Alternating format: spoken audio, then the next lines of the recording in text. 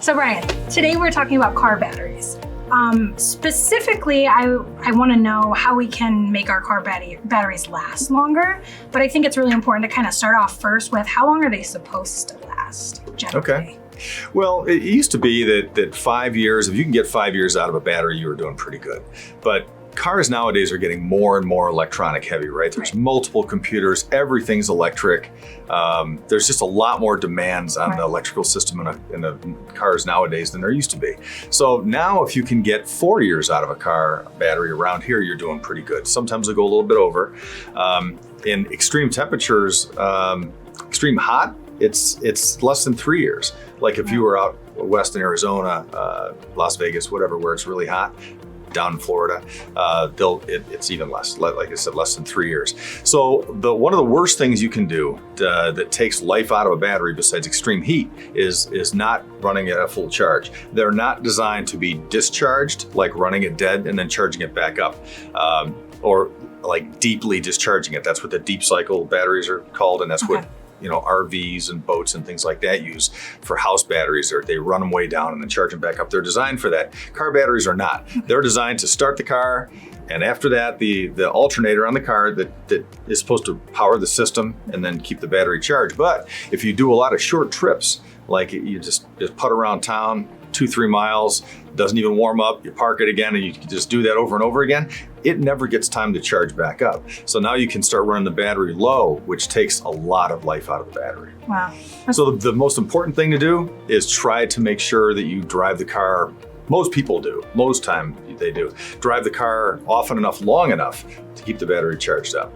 If you don't, if you have a scenario where you know you're not going to be able to run it, or it stays parked for a long time, because they do discharge while they're parked, right? Just the memory for the clock and the radio, all the computers, that takes battery power out. So if the car is going to sit for a long time, or you do extended short trips without any long ones, probably not a bad idea to get a battery maintainer charger.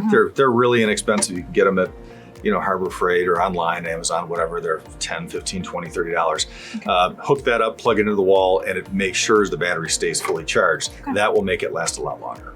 So how long are we talking? You said you need to kind of mix in these a little bit longer trips. And are you talking like an hour away, or does it need to be like a little heftier of a trip than that? 10 or 15 minutes is not a bad ride. Oh, okay. But it's when they're... So when you're going like 5 minutes all the time, 2, 3, 4 minute rides, those where they never get a longer ride, that's the battery won't stay charged up. So sometimes even if you have to run to the store and you kind of make like a little bit of a detour to get home, that could help you too. Yeah, absolutely. Okay, right? Cool. Well, take it for a ride. Or you know what, if you know you're going to do that often, start it, let it warm up for a couple minutes first, right? That helps too. True, and especially as winter is coming, it's not really that hard to do. You turn it on anyway because you want the inside to warm up. So just let that engine warm up a little bit more. You said extreme heat.